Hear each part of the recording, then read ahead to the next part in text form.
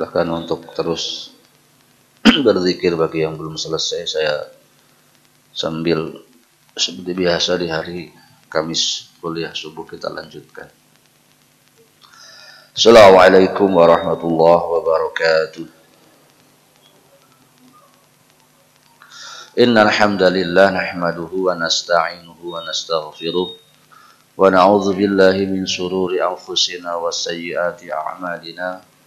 May yahdihillahu fala mudilla lahu wa may yudlilhu fala hadiya lahu. Asyhadu an la ilaha illallah wahdahu la syarika lah wa asyhadu anna Muhammadan abduhu wa rasuluh. Allahumma salli wa sallim wa barik ala Muhammadin wa ala alihi wa sahbihi wa man tabi'ahum bi ihsanin ila yaumiddin. Amma ba'd. Masyarul muslimin rahimani wa rahimakumullah, jamaah sekalian, bapak-bapak, ibu-ibu yang saya hormati dan dimuliakan oleh Allah Subhanahu wa taala. Kita bersyukur diberikan pagi yang cerah, pagi yang membahagiakan. Semoga di pagi yang berbahagia ini Allah Subhanahu wa taala melimpahkan rahmat, berkah dan maghfirahnya kepada kita sekalian. Selanjutnya Allah mudahkan dalam seluruh usaha kita, dalam seluruh kegiatan kita, termasuk yang sedang sakit di rumah sakit ini, semoga segera disembuhkan oleh Allah Subhanahu wa taala. Salawat dan salam semoga terlimpah senantiasa kepada panutan kita semua, junjungan kita semua, ikutan kita semua, dan semoga diperjumpakan kelak di hari akhirat dengan beliau Nabi kita Muhammad sallallahu alaihi wasallam, sahabat-sahabatnya, keluarganya, dan tentu kita sekalian sebagai umatnya. Bersama kita lanjutkan kitab Riyadhus Shalihin, yakni kitab hadis yang ditulis oleh Al-Imam An-Nawawi rahimahullahu taala. Semoga Allah memuliakan beliau di alam barzakhnya, menjadikan ilmunya sebagai jariyah yang terus mengalir pahalanya kepada beliau, dan kepada kita yang mempelajarinya semoga dimudahkan dalam mempelajarinya, dan tentu saja yang lebih utama dalam mengamalkannya. Ilmu hadis adalah ilmu yang tidak sederhana, yang tidak banyak orang menggelutinya. Sebagian orang tidak tahu apapun yang disampaikan oleh setiap ustadz, setiap kiai, para pengajar. Kalau menyebutkan hadis, maka dikiranya semuanya dalam kondisi benar, semuanya dalam kondisi sahih. Ya. Padahal apabila kita meninjau dengan ilmu, maka akan didapatkan secara garis besar minimal ada dua kondisi, yaitu hadis sahih dan hadis dhaif. Hadis sahih nanti masuk ke dalamnya hadis hasan. Adapun hadis dhaif, ada dhaif biasa, ada dhaifun jiddan, dhaif sekali, dan masuk di dalamnya maudhu, palsu, ya, hadis-hadis palsu. Oleh karenanya pengkajian hadis perlu lebih mendalam. Apabila seseorang berdalil dengan Al-Quran, cukup disebutkan Al-Quran surat sekian, ayat sekian. Tidak perlu lagi diteliti apakah sahih, apakah dhaif. Al-Quran sudah jelas sahih. Tetapi apabila hadis, maka perlu dijelaskan apakah hadis itu sahih atau dhaif dan seterusnya. Baik, adapun dalam kitab Riyadhus Shalihin ini bisa dikatakan 90% lebih, ya, hadisnya dalam keadaan sahih. Jadi kalau dibaca saja sendiri, punya kitabnya, insya Allah aman. Ya. Ada beberapa yang perlu penjelasan tentang sahih dan dhaifnya, tapi tidak banyak kita katakan tadi. Baik, sudah sampai hadis keempat pada hari ini. Dari awal mula kita sampaikan masih bab 1, bab kepentingan menghadirkan niat yang ikhlas semata-mata berharap kepada Allah Subhanahu wa taala. Hadis yang keempat saya bacakan.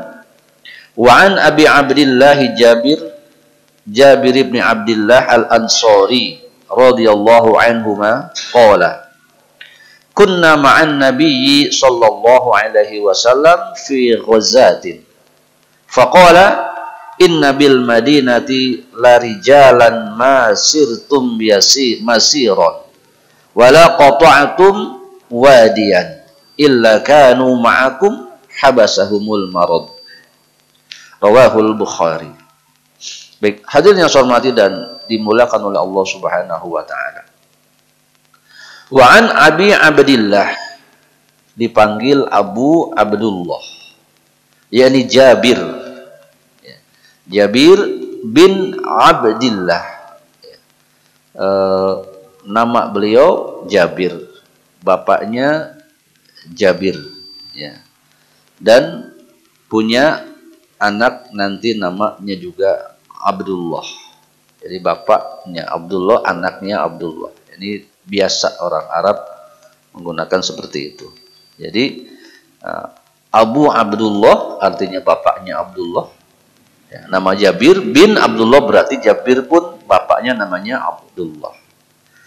Sahabat Jabir bin Abdullah Al-Ansari, sahabat yang sangat mulia dan termasuk yang terbanyak meriwayatkan hadis Nabi Shallallahu Alaihi Wasallam.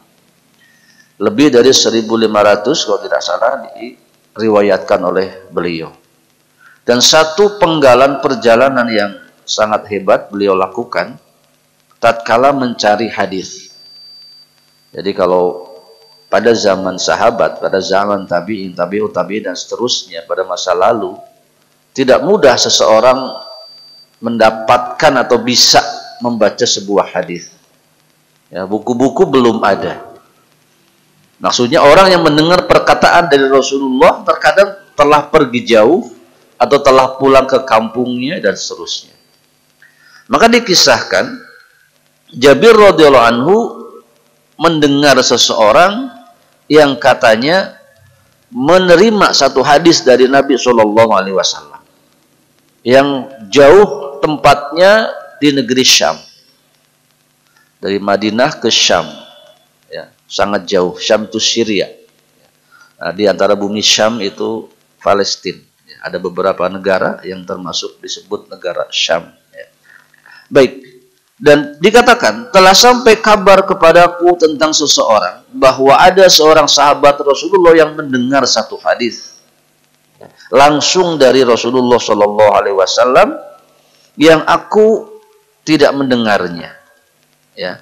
Maka setelah itu aku pun segera membeli seekor unta, ya, dan menyiapkan perjalanan, ya.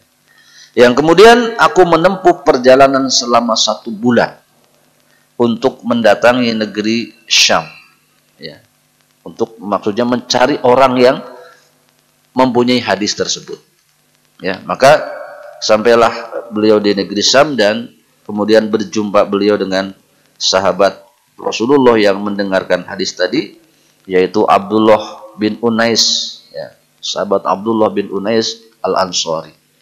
Jadi berat bapak-bapak sekalian, ibu sekalian untuk mendapatkan satu hadis saja. Maka nanti dalam perjalanan menuntut ilmu dikatakan bahkan Al-Imam Ahmad bin Hanbal rahimahullah ta'ala sampai dikatakan berkeliling dunia 2 kali, ya, seperti berkeliling dunia 2 kali untuk mendapatkan ilmu-ilmunya.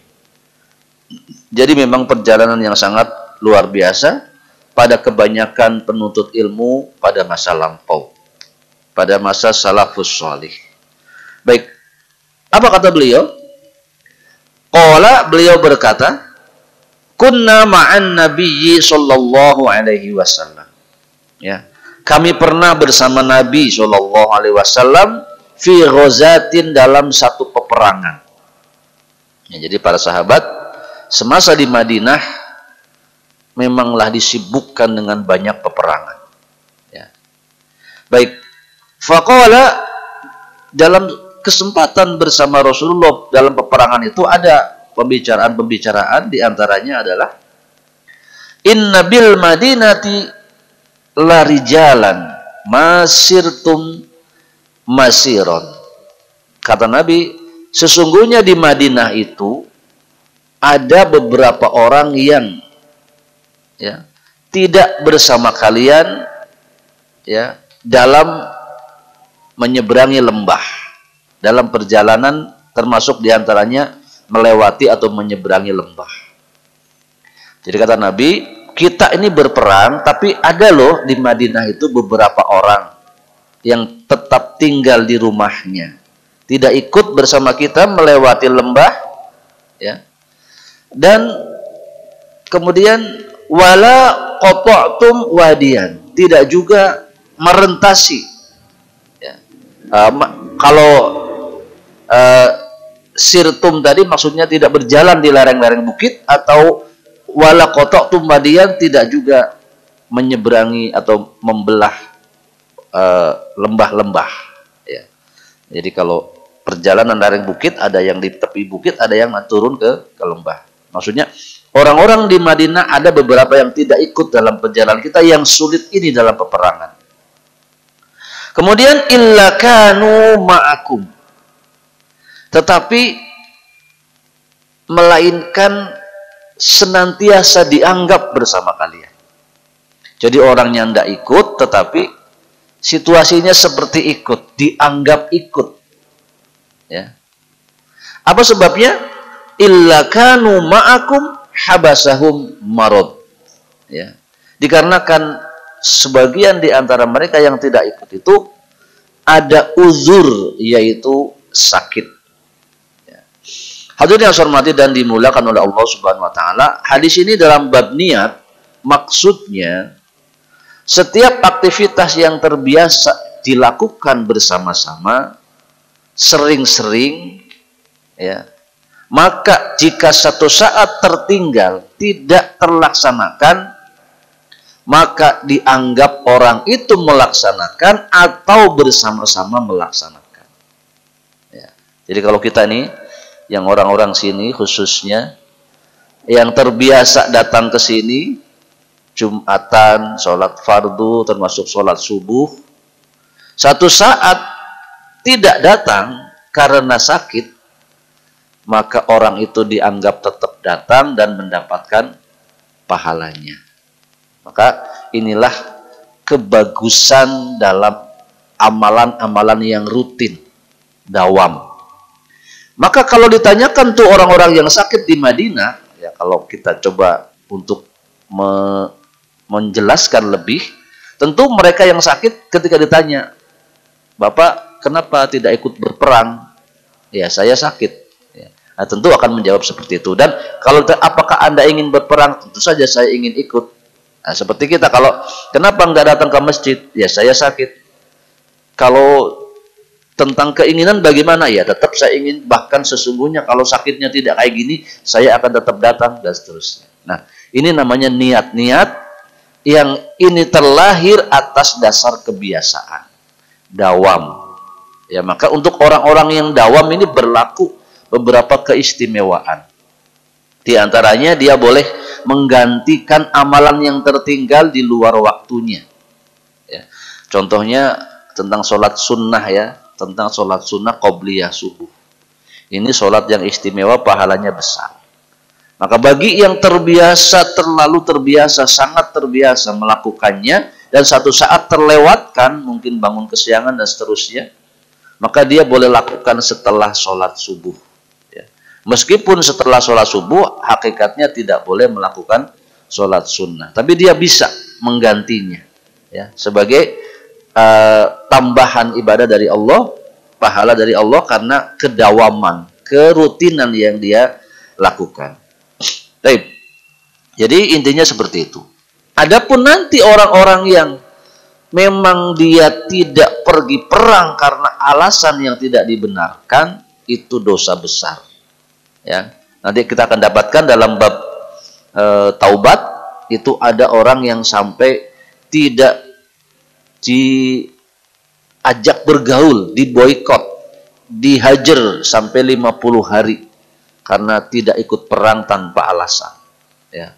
Yang minta ampun kepada Allah, yang tidak tentu adalah dia dosa besar. Nanti diriwayatkan ada seorang sahabat yang sampai 50 hari tidak diajak bicara, dibiarkan, ya, tidak boleh interaksi dengannya, bahkan dijawab salamnya pun tidak, karena tidak ikut berperang. Karena berperang merupakan kewajiban. Dan dalam perkara seperti ini kalau ada uzur, bahkan dia tidak pergi perang pun tetap dapat pahalanya. Taib. Wa fi riwayatin illa syarakukum fil ajr. Ya. Dalam riwayat lain disebutkan, melainkan mereka dianggap sama-sama memiliki pahala seperti kalian. Dalam riwayat Muslim. Wa fi riwayat warawahul Bukhari, dan dalam riwayat Bukhari an Anasin dari Anas radhiyallahu anhu disebutkan, inna aqwaman ma'an nabiyyi sallallahu alaihi wasallam, ada sekelompok kaum bersama Nabi sallallahu alaihi wasallam, maksudnya dalam peperangan. Faqala, disebutkan oleh Nabi, khalafna bil Madinati, tertinggal di Madinah, masalakna syi'ban wala wadiyan. Ya. Yani tertinggal orang-orang beberapa di Madinah, namun tidak kita dan tidak bersama kita menempuh jalan di pergunungan atau lembah, illa wahum ma'ana. Ya. Melainkan terhitung bersama kita. Ya. Melainkan seperti tetap bersama kita. Ya, habasahumul udhr, dikarenakan mereka tidak ikut berjalan berperang ini karena uzur, karena uzur, ya. Jadi uzur itu bahasa Arab. Ya. Nah, bahasa kita kalau uzur itu apa? Orang tua, ya. Kita nuju sakit atau orang tua, ya. Padahal uzur itu halangan, dan uzur ini nanti ada yang diterima dan ada yang tidak diterima. Ya, alasan uzur itu. Ya, jadi kalau seseorang tidak pergi kerja misalkan karena sakit, berarti uzur itu diterima. Ya, alasan. Tapi kalau kenapa tidak pergi kerja?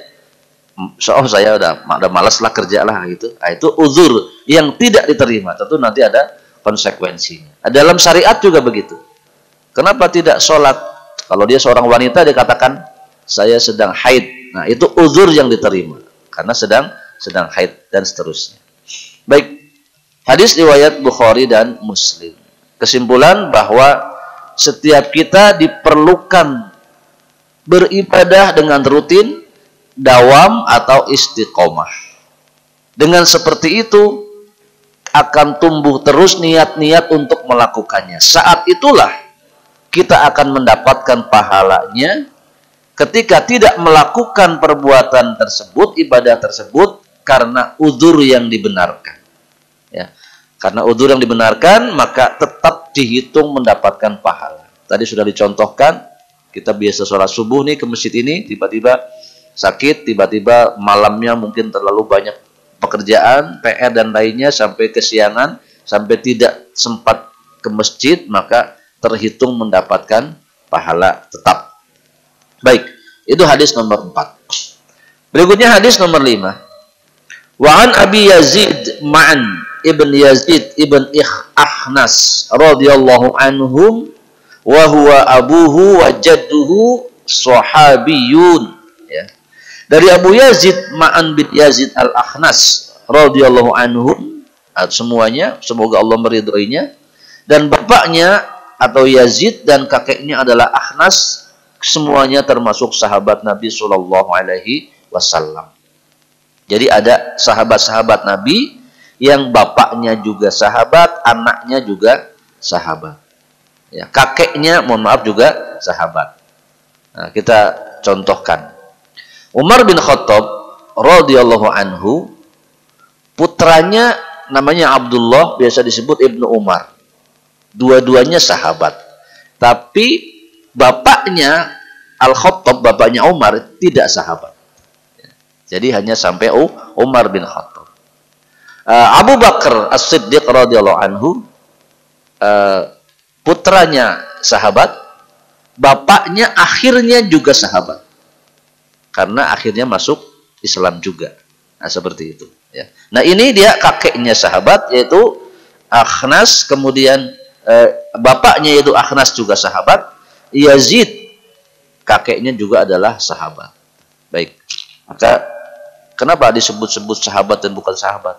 Ya, di antaranya sahabat Nabi adalah orang-orang yang sebagian besarnya telah dijamin masuk surga. Jadi manusia-manusia istimewa, ya, bukan biasa-biasa. Dan dari sanalah muncul hadis. Jadi kalau menyebutkan hadis, nanti harus ada sahabat. Jadi siapa ini yang mendengarnya atau yang melihatnya? Baik. Kemudian disebutkan akhraja dananira yatasaddaqu fawadu'aha inda rajulin fi masjid. Ya. Disebutkan ayahku Yazid pernah mengeluarkan uang beberapa dinar untuk disedekahkan.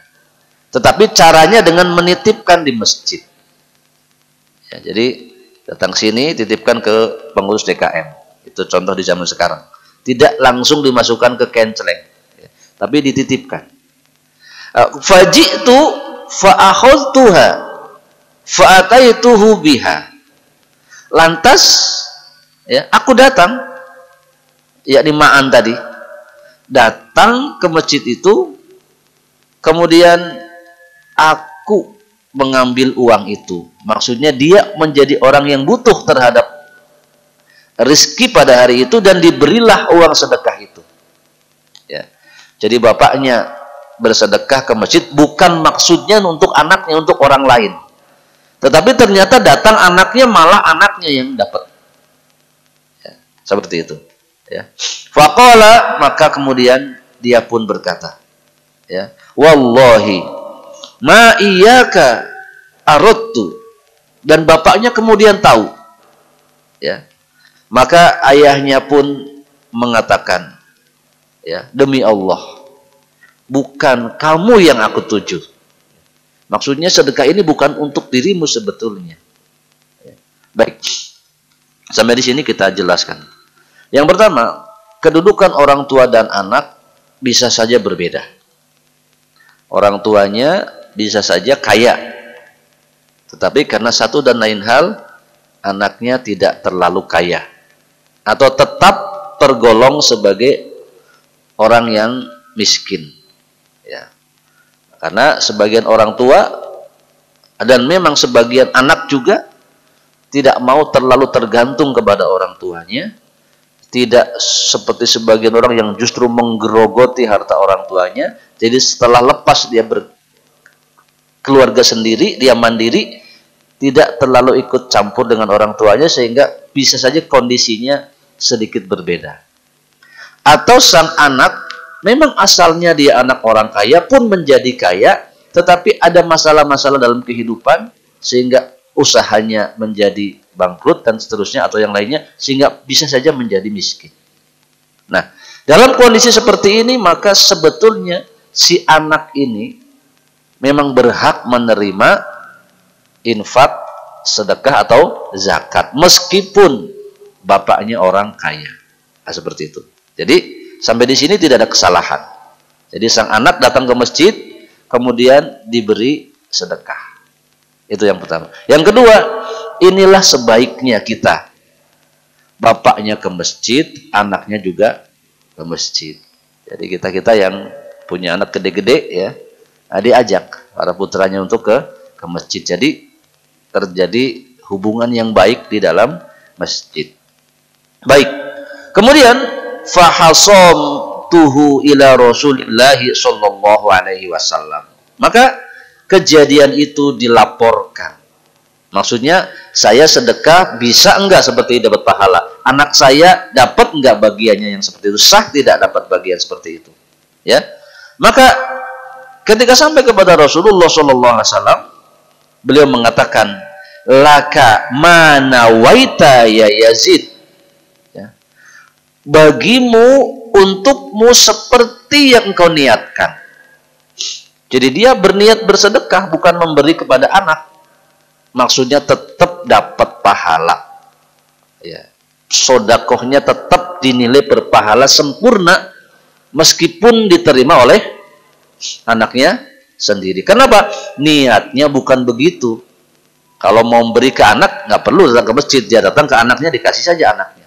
Karena beliau datang ke masjid memang berniat bersedekah, maka niat itu telah didapatkan, meskipun akhirnya harta tersebut jatuh kepada anaknya juga. Walaka ma'akhota ya Ma'an, dan bagimu, hakmu, silakan ambil wahai Ma'an. Ya. Maksudnya karena engkau memang berhak menerima itu, ya ambil. Meskipun berasal dari bapakmu sendiri. Nah, ini Bapak sekalian hormati dan dimuliakan oleh Allah Subhanahu wa taala.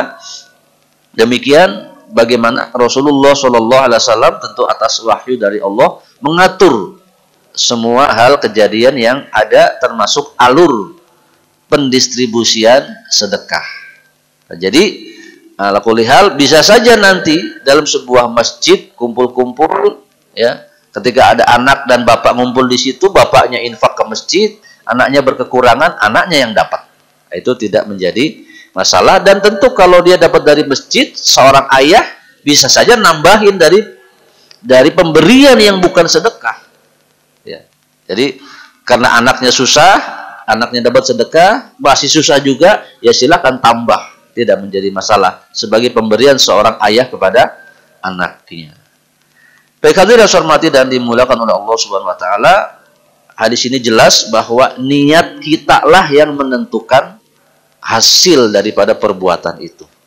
Kalaupun memberi sampai ke tangan anak karena niat memang sedekah, maka dapat pahala sedekah, ya. Terus memangnya tidak boleh memberi ke anak. Beda. Yang namanya memberi kepada seorang anak apabila seorang orang tua bentuknya kewajiban, yang kalau tidak dilakukan dosa, ya. Sehingga tuntutannya berbeda, dan tentu keutamaan seseorang yang bersedekah itu lebih daripada sekedar seorang menunaikan kewajiban.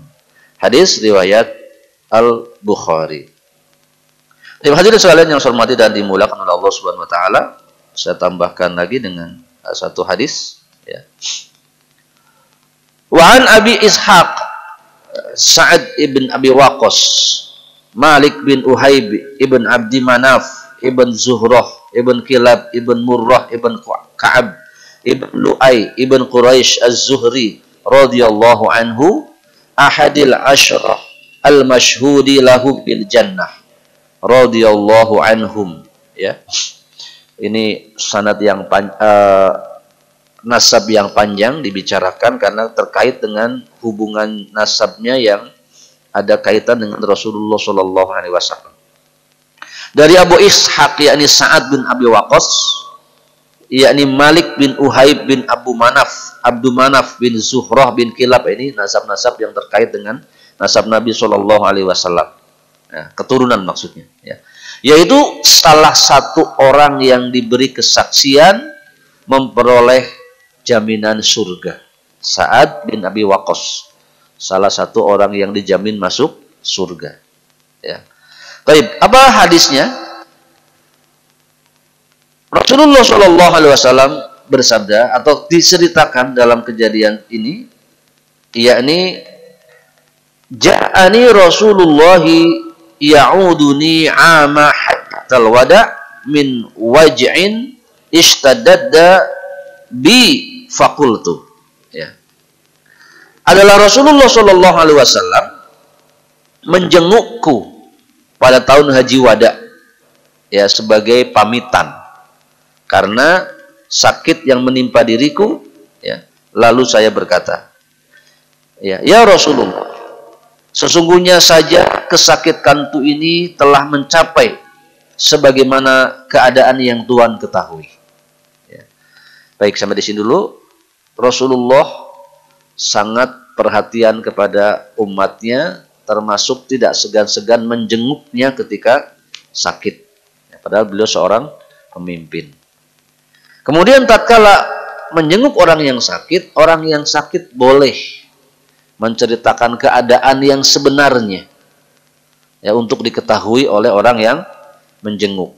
Boleh, itu bukan harus, ya, silakan saja. Kenapa? Di sini nanti akan menyampaikan wasiat. Sebab orang yang sakit, beberapa mengetahui persis keadaan dirinya sudah sampai tahap mana. Apakah memang akan sehat atau sepertinya tidak akan sehat. Beberapa orang sakit mengetahui kondisinya. Termasuk beliau ini yang disampaikan di sini. Beliau menuturkan bahwa sakitku ini sebagaimana yang kau lihat, ya. Nah, setelah itu, karena orang ini tanda kutip merasa sakitnya tidak akan sembuh, ya, maka apa berikutnya? Beliau akan menyampaikan hal-hal terkait wasiat harta. Baik, maka beliau menyatakan yang sakit ini, wa ana malin wala yarsuni illa ibnatun li. Ya. Sedangkan saya adalah orang kaya yang tiada yang mewarisi hartaku melainkan satu saja putriku. Ya. Jadi beliau laporan, saya ini sakit, saya ini orang kaya, dan nanti nggak ada yang bisa mewarisi hartaku ini kecuali satu orang anak putriku. Ya. Kata beliau, afa atasaddaqu sulusa malin. Ya.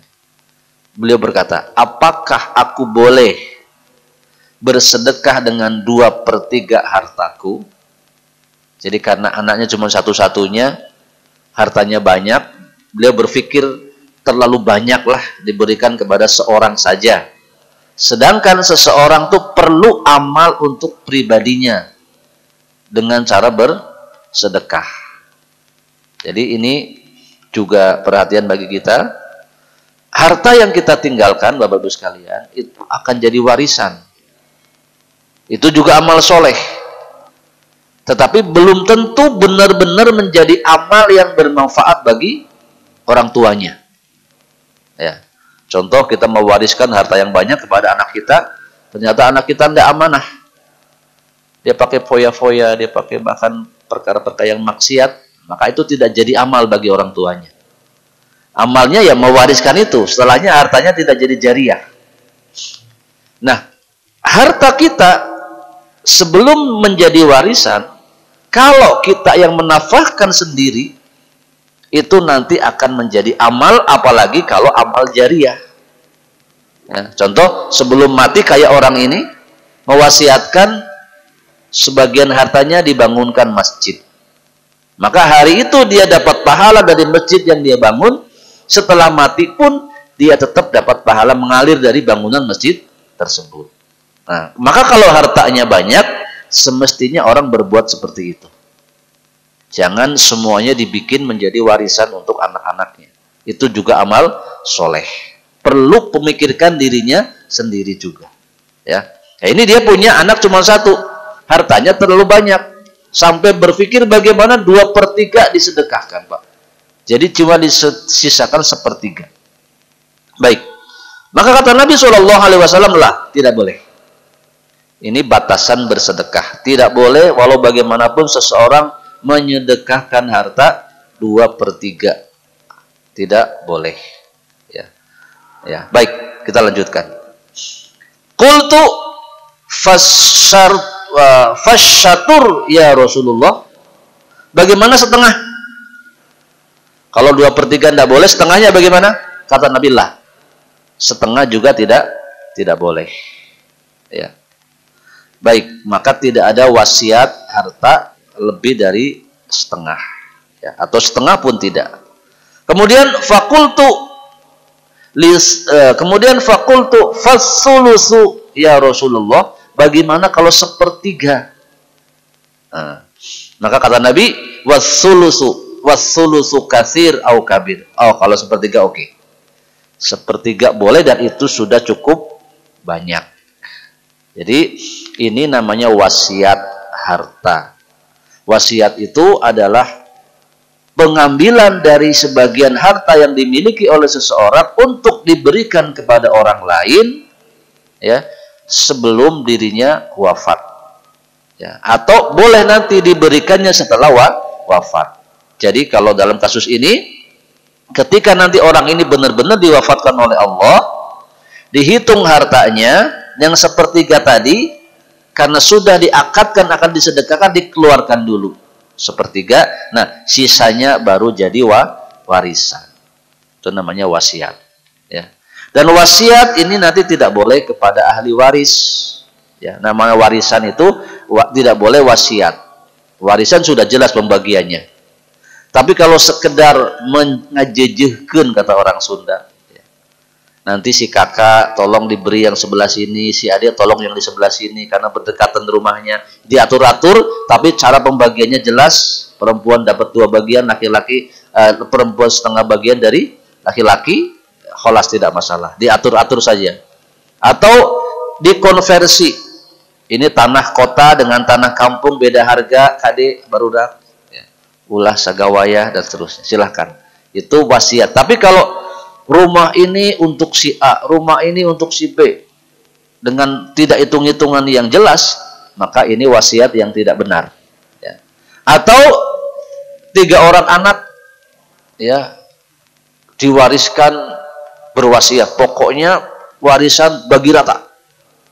Ini wasiat yang salah, ya. Kan anaknya, kalau anaknya sama jenis tidak masalah. Kalau anaknya beda, tidak boleh, ya. Tapi wasiat dalam perkara seperti ini boleh. Jadi seseorang mewasiatkan sebagian hartanya, yang nanti sisanya baru untuk anaknya. Baik. Jadi wasiat untuk harta hanya diperlukan berapa? 1/3. Ya. Baik. Apa alasannya? Kata Nabi, innaka intadrou warosatuka aghniya'a khairun min antadharhum alatan yatakaffuna annas. Karena sesungguhnya jika engkau meninggalkan ahli warismu dalam keadaan cukup, dalam keadaan kaya, itu lebih baik daripada engkau meninggalkannya dalam keadaan berkekurangan sampai nanti dia harus meminta-minta kepada orang lain. Jadi tetap intinya bahwa keturunan perlu dijaga kesejahteraannya. Jadi kalau sedekah, ya tadi batasnya 1/3. Baik. Wa innaka lan tunfiq nafaqatan tabtaghi biha wajhallah illa ujirta 'alaiha hatta ma taj'alu fi imra'atak. Sesungguhnya tidak ada satu nafkah yang kau berikan dengan niat mendapat keridhaan Allah, melainkan engkau pasti akan diberi pahalanya. Maksudnya niatnya itu berapa tadi? 2/3. Ya. Itu sudah dicatat oleh Allah. Dan itu sudah dapat pahala. Jadi meskipun akhirnya orang ini memberikan 1/3, dia mendapatkan pahala seperti menginfakkan 2/3 hartanya karena niat awalnya begitu. Ini maksud hadis ini disimpan dalam bab niat, pentingnya meniatkan sesuatu yang baik. Maka sebisa mungkin kalau kita berniat ibadah itu dengan yang baik. Ya. Contoh kalau barangkali ibadah haji terlalu besar, itu ibadah kurban, ya. Saya berniat kurban tahun ini, ya Allah, mudah-mudahan saya akan berniat bisa membeli hewan kurban dengan hewan kurban yang sangat baik. Nanti adapun mampunya kurang daripada itu, ya seadanya. Tapi niatnya akan menjadi kebaikan. Baik. Qala faqultu ya Rasulullah ukhallifu ba'da ashabi qala innaka lan tukhlaf. Baik. Abu Ishaq menuliskan uraiannya. Ini hadisnya terlalu panjang, saya potong di sini saja, ya. Ini sudah menjelaskan lebih dari bab niat di bawahnya, maka saya potong sampai di sini. Hadis ini sekali lagi menjelaskan tentang pentingnya menghadirkan niat yang baik, dan insya Allah kita akan mendapat pahala dari niat sesuai dengan niat awalnya. Meskipun pada prakteknya sesuatu itu kita lakukan tidak sesuai dengan yang kita niatkan. Dan tentang hal tadi, wasiat harta hanya diperbolehkan 1/3 untuk diinfakkan di jalan Allah Subhanahu wa taala. Baik, hadirin sekalian yang saya hormati dan dimuliakan oleh Allah Subhanahu wa taala, hadis ini muttafaqun alaih. Saya kira itu yang bisa disampaikan di pagi hari ini, 3 hadis yang menjelaskan kondisi-kondisi niat yang harus kita senantiasa menjaganya. Niat baik dalam ibadah, saya ulang yang pertama tadi, usahakan kita memiliki niat untuk dawam dalam ibadah, terus-menerus istiqomah, sehingga hasilnya tatkala kita tidak melakukannya karena uzur yang dibenarkan, kita tetap dapat pahala. Berikutnya tentang sodakoh, ya, tentang sodakoh juga begitu. Terkadang kita ragu, ini dimasukin ke sini benar nggak nih DKM-nya? Udah, kalau mau bantu saja. Nanti apapun yang dilakukan oleh DKM bukan urusan kita. Urusan kita hanya menyumbang, menginfakkan harta. Apakah ada pengurus DKM yang tidak benar? Ada. Sebagian ada yang uang kasnya lari kemana-mana, ya. Tapi itu bukan urusan kita lagi sebagai orang yang berinfak. Atau kayak tadi, tiba-tiba kita infak, yang dapat anak kita. Ya tidak masalah. Pahala kita sudah dapatkan. Terakhir, tentang tadi. Niat berinfak, niat apapun, usahakan dengan niat yang terbaik. Kalaupun ada pembatasan atau kejadiannya kita tidak melakukan sebagaimana yang kita niatkan, terhitung pahala kita full, penuh, seperti niat awal ketika kita ingin melakukannya. Semoga kita dimudahkan oleh Allah Subhanahu wa taala untuk melakukan hal-hal yang tadi dan dimudahkan senantiasa untuk berniat melakukan kebaikan-kebaikan di jalan Allah Subhanahu wa taala. Demikian yang bisa disampaikan, semoga bermanfaat dan mohon maaf jika ada kekurangan kesalahannya.